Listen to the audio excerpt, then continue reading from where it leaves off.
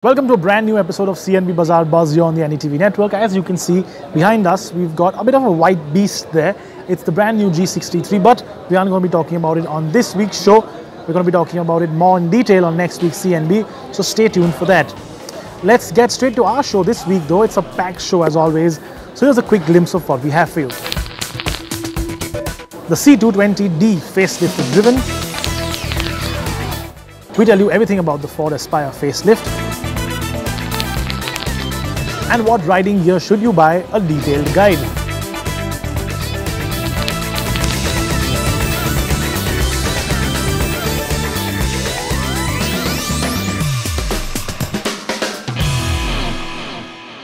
So let's start straight with that big story we have for you this week. It's an exclusive here on CNB Bazaar Buzz.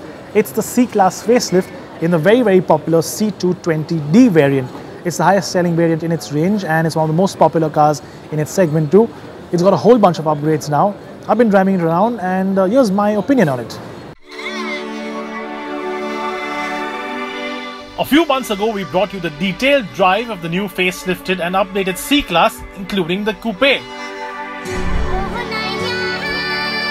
And now the bread and butter sedan offering from Mercedes-Benz India has made it to our shores with updates on the interior, exterior and under the bonnet too. So let's have a quick look at what's new.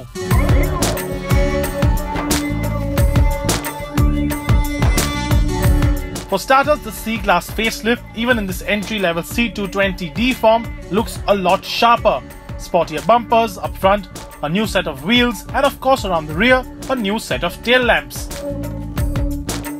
But that big update that everybody will be talking about and the one that really differentiates the facelift from the previous generation, of course, are these really cool looking, alien looking LED headlamps. Now you get the premium version of these headlamps, adaptive in the C300. These are the standard LED headlamps and in my opinion they look cooler than the other one. You get the daytime running light up top, which is very similar to the last gen, but then you get this really cool multi sort of clustered LED setup. And you have the low beam, the high beam and the fog lamp all in one big cluster, and trust me, the actual lighting performance on these in the night, absolutely phenomenal.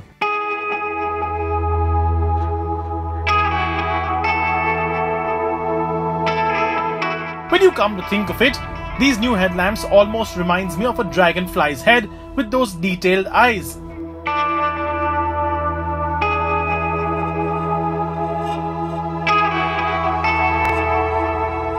Now the C-Class now gets a whole bunch of upgrades on the interior and that really does improve the experience in the C-Class a lot more. So you get this bigger screen which is a little more horizontally set up. Of course it's not a touchscreen just yet because Mercedes is still sticking to the sort of control system right here.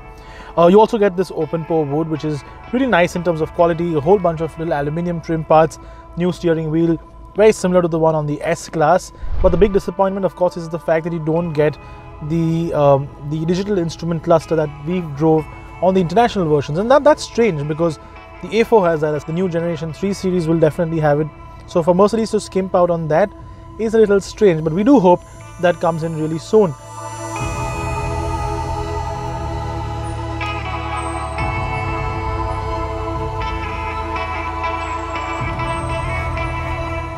The infotainment system on the new screen too is all new, as the C-Class now comes standard with the next-gen MBUX user interface.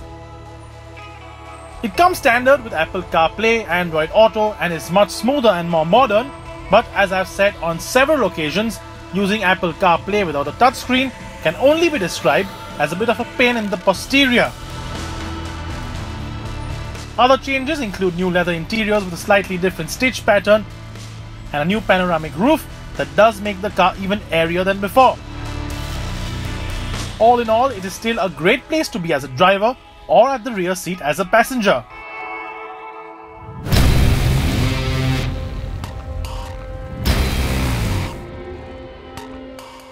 Now Mercedes-Benz India does not offer a petrol engine option on the new updated C-Class just yet, but what you can get are two diesels. Now you can get the more powerful C300d and the little less powerful C220, and that's the one we're driving today. It's the more mass market variant.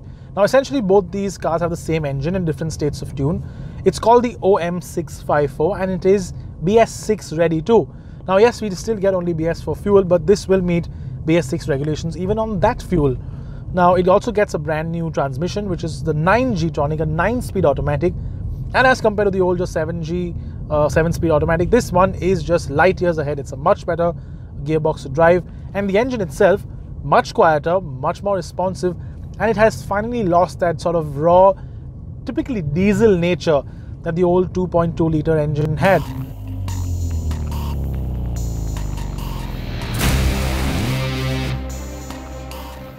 Not only is the new 2-liter engine quieter and more refined, but it is also much nicer to drive, with power delivery coming in really well.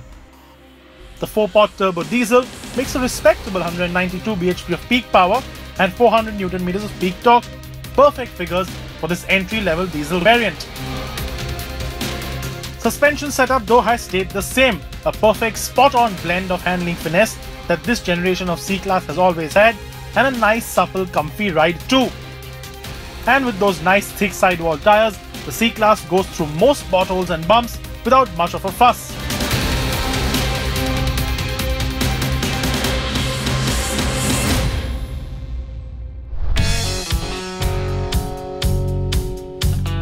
The updates on the C-Class are most certainly compelling ones. Yes, the lack of that all-digital instrument cluster is a bit of a put-off, but the new engine, the small updates on the exterior, especially those alien-like headlamps, and the updates on the interior, in particular that new screen, really does push it to a whole new level as a complete package. And with prices for the C220d starting at 40 lakh rupees ex-showroom, dare we say it, it is quite a value for money proposition too.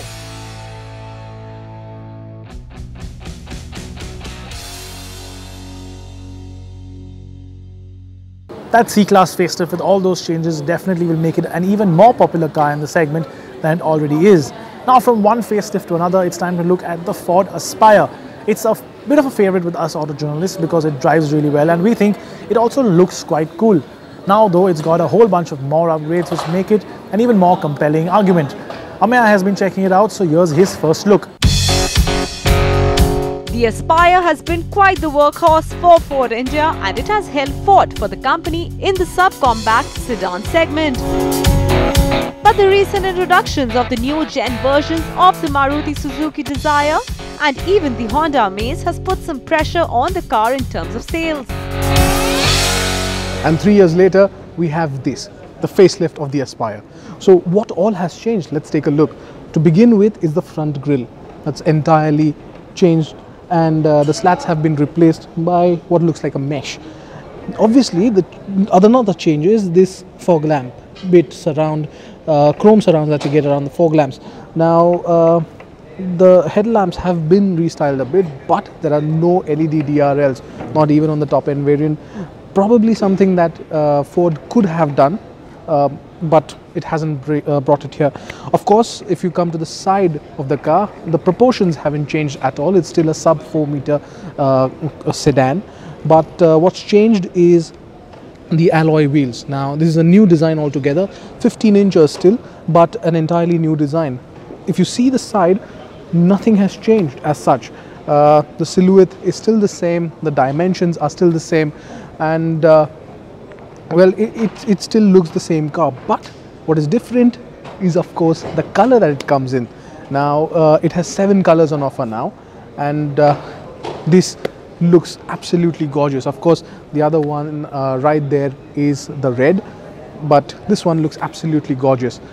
Let's actually go inside and check out what more has changed, because most of the changes have been done on the inside.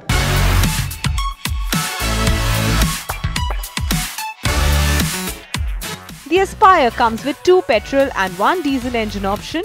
Both the petrol engines are from the new Dragon series, the 1.2 litre 3-cylinder unit that was introduced with the Freestyle, and the 1.5 litre 3-cylinder unit that was introduced with the EcoSport facelift.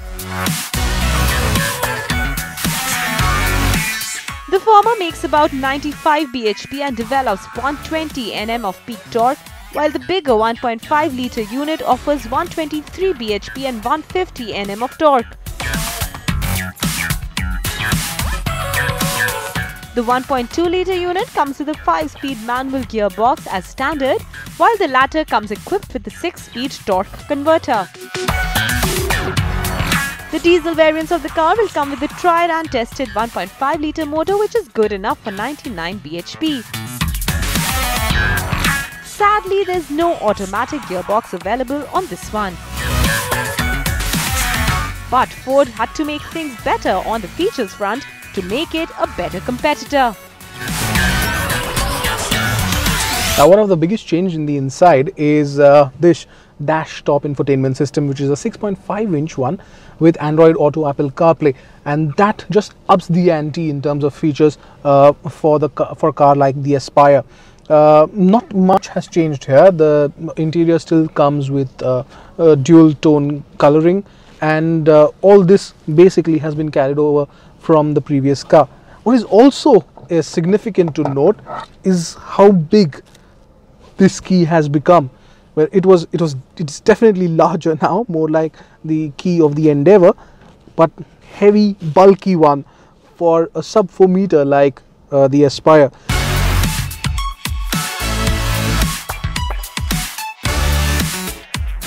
Sync 3 is a part of the package too, as is a reverse parking camera, automatic climate control system, 2 USB slots, push button, start-stop, rain sensing wipers, and even the automatic headlamps. On the safety front, dual airbags and ABS with EBD are standard on the car, while the top spec variant also comes with side and curtain airbags. There's ESP on offer too, and the automatic variant of the car comes with hill start assist. Prices for the Aspire start at 5,55,000 rupees and go all the way up to 8,49,000 rupees. The Aspire undercuts all its rivals, which include the Maruti Suzuki Dzire, Volkswagen Ameo, and even the Honda Amaze. And now we wait to see if this strategy works for Ford.